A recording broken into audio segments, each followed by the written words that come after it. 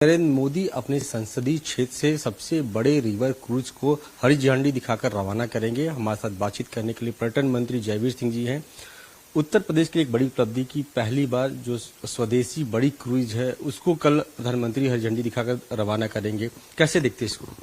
देखिए, पहले तो आदरणीय मोदी जी को इस बात के लिए हम बधाई और आभारी है पूरा प्रदेश और देश कि उन्होंने जिस तरीके से काशी को जो आध्यात्मिक और पर्यटन की और सांस्कृतिक नगरी है, प्राचीन नगरी है, जिसको कहा जाता है कि भगवान शिव के त्रिशूल पे काशी बसी और मुक्ति का धाम काशी कहा जाता है, ऐसी नगरी को धार्मिक, आध्यात्मिक और सांस्कृतिक रूप से जबरदस्त उछाल देते हुए कॉरिडोर बनाने का काम किया। उसी का परिणाम था जिस दिन से कॉरिडोर का लोकार्पण माननीय प्रधानमंत्री के कर कमलों से हुआ, उसके बाद गुणात्मक रूप से वहाँ हमारे जो श्रद्धालुओं की संख्या, पर्यटकों की संख्या, आध्यात्मिक जगत के देशी विदेशी लोगों की संख्या गुणात्मक रूप से बढ़ने से वहाँ के रोजी रोजगार और फूल वाला से लेके माला वाले से लेकर के खोमचे वाले से लेके बड़े बड़े 5 स्टार होटल तक रोजी रोजगार के अवसर और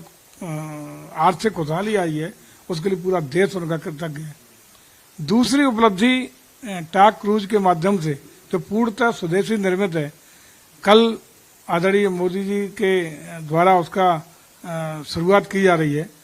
52 दिन की यात्रा, ये 3200 किलोमीटर की यात्रा तय करते हुए 27 नदियों को पार करते हुए 50 पर्यटन केंद्रों को छुएगा और ये जाकर के डिब्रूगढ़ में लास्ट में पहुंचेगा 52 दिन की यात्रा पूरी करते हुए। ये इस तरह का क्रूज सुविधा होने के बाद न सिर्फ पर्यटन के लिए, न सिर्फ एक पर्यटन की दृष्टि से, बल्कि इससे आध्यात्मिक रूप से, धार्मिक रूप से देशी और विदेशी जो भी श्रद्धालु हैं उनके लिए बहुत बड़ा सुअवसर होगा और देश में जल परिवहन के लिए एक पहली बहुत जबरदस्त शुरुआत होने जा रही है जो ऐतिहासिक होगी और उत्तर प्रदेश और देश के पर्यटन के विकास में, आध्यात्मिक क्षेत्र में, धार्मिक रूप से और खास रूप से आर्थिक विकास के लिए क्षेत्र के एक मील का माइलस्टोन साबित होगी। सर, आप कह रहे हैं कि जिस तरीके से इस पे काम किया गया है और 27 नदियों से होकर गुजरेगा। समाजवादी पार्टी के अध्यक्ष अखिलेश यादव आरोप लगा रहे हैं कि नदियां साफ नहीं है, सरकार जो है सिर्फ भ्रमित करने का काम कर रही है। वहां पर टेंट सिटी बनाया जा रहा है, एक आध्यात्मिक क्षेत्र है लेकिन वहां पर अब सिर्फ धन उगाही का काम किया जा रहा है। तो इस तरह के जो आरोप लग रहे हैं नदियों को साफ लेकर, चाहे टेंट सिटी को लेकर, उसको कैसे देखते हैं?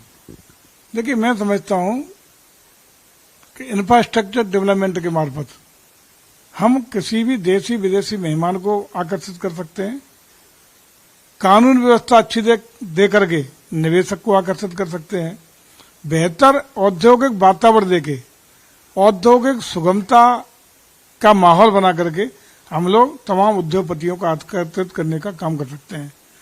जो संभवतः 12 से 17 के बीच में जो अखिलेश जी उत्तर प्रदेश के मुख्यमंत्री रहे वो इसमें सफल नहीं हुए, बल्कि उन्होंने एक नया उद्योग शुरू कराया अपने पालतू गिरोहों के द्वारा, पालतू लोगों के द्वारा, पालतू पार्टी के चहेते कार्यकर्ताओं के मार्फत जमीनों पे कब्जे, चौथ वसूली, थानों पे मनचाही कार्रवाई कराने के लिए थानेदारों ने नहीं, पालतू गुंडों ने चलाने का काम किया और उसी की वजह से न तो प्रदेश में औद्योगिक रूप से कोई आकर्षित हुआ, न निवेश के लिए आकर्षित कर पाए, न अन्य तरह से इस तरह का खुशहाली का प्रदेश का वातावरण बनाने में सफल नहीं हुए। आज चूंकि आदरणीय मोदी के नेतृत्व में देश में और उत्तर प्रदेश में जिस प्रकार से 17 के बाद जो वातावरण बना है, लॉ एंड ऑर्डर की स्थिति हुई है, एक निवेश का वातावरण पैदा हुआ है, तमाम लाल फीताशाही के निर्णय और कानून खत्म करने का काम किया है, निवेश के लिए तमाम तरीके की सुविधाएं देने का काम निवेशकों को हुआ है। उसका परिणाम है कि देशी और विदेशी दोनों निवेशक जब उत्तर प्रदेश की ओर आकर्षित हो रहे हैं, आदरणीय योगी जी के सानिध्य में जब एक कारवां चल पड़ा है कि जब देश का ग्रोथ इंजन उत्तर प्रदेश बनने की ओर अग्रसर है, तो ऐसे में स्वाभाविक पीड़ा है आदरणीय अखिलेश जी को। एक सवाल इसमें और हम जोड़ेंगे कि अखिलेश यादव जी ने आज प्रेस कॉन्फ्रेंस में उन्होंने एक जिक्र किया कि उनके द्वारा भी लखनऊ में नदी को साफ किया गया, गोमती नदी को नाव चलाने को तैयारी किया गया था, गंडोला बोट तमाम खरीद कर लाए गए थे, लेकिन विभाग और सरकार पूरी तरीके से उस चीज को नजरअंदाज कर रही है। तो कहीं न कहीं एक और जहां एक बड़ा जो रिवर क्रूज चलाया जा रहा है, वहीं उनके द्वारा जो चलाए जाने वाले जो गंडोला बोट थे वो अब कहीं न कहीं एक तरीके से कहा जाए तो रोक दिया गया है। तो उसको लेकर भी उनकी पीड़ा सामने आई है, तो उस पर क्या कहेंगे? देखिए, अंतर है। हम देसी स्वदेशी टेक्नोलॉजी के साथ सारी चीजें हमारा प्रयास है एक भारत श्रेष्ठ भारत के साथ हर जिले में ओडीओपी के मार्फत से अपने प्रोडक्ट हो या अपना पूरे देश में स्वदेशीकरण का जो कारवां चल पड़ा है, उसी के तहत हमारा क्रूज आज कल चालू होने जा रहा है।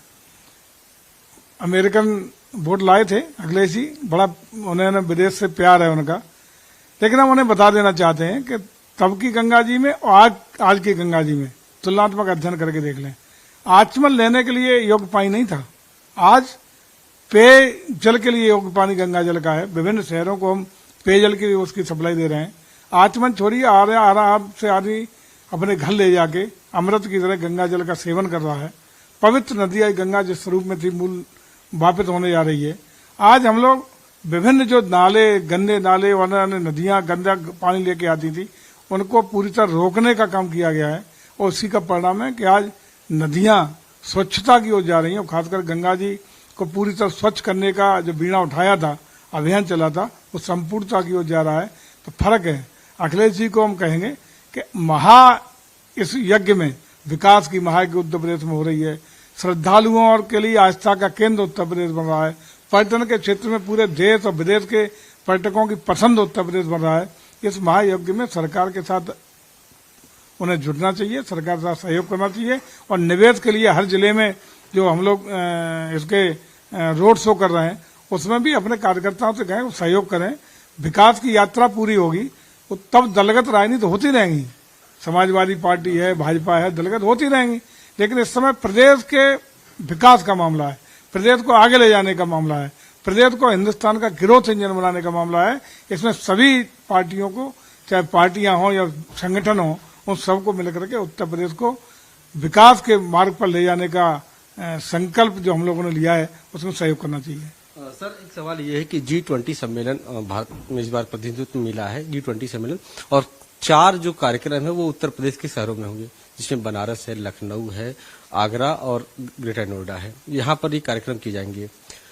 ये कहा जा रहा है कि पर्यटन विभाग के पास एक बड़ी जिम्मेदारी रहेगी, क्योंकि तमाम विदेश से लोग आएंगे, मेहमान आएंगे। तो नगर विकास के साथ ये बताया जा रहा है कि नगर विकास के साथ मिलकर पर्यटन विभाग काम कर रहा है। किस तरीके की तैयारी हो रही है?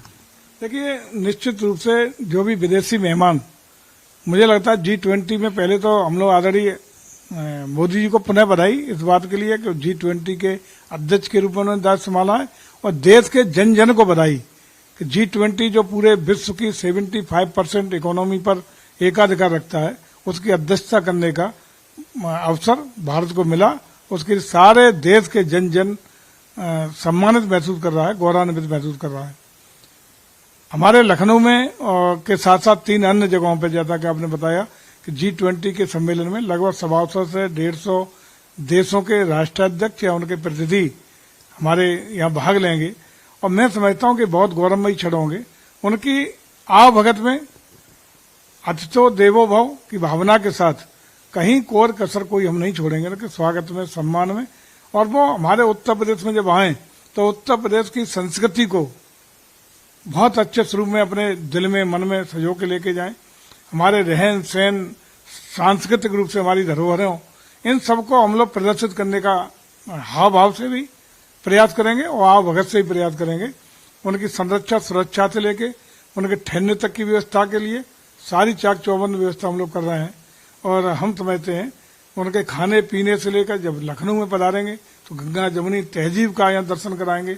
नवाबी शहर है, हमारी जो एक अलग पहचान है लखनऊ की नवाबी संस्कृति, उसको उन्हें पहचान कराएंगे। और आसपास के जो हमारे पर्यटन केंद्र हैं, आध्यात्मिक केंद्र हैं, धार्मिक स्थल हैं, वहां भी जहां जाना चाहेंगे वहां उनको भ्रमण भी कराएंगे।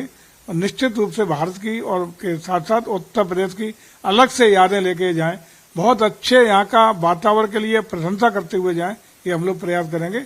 और उनके आवभगत में, उनके स्वागत सम्मान में कोई कोर कसर नहीं छोड़ेंगे।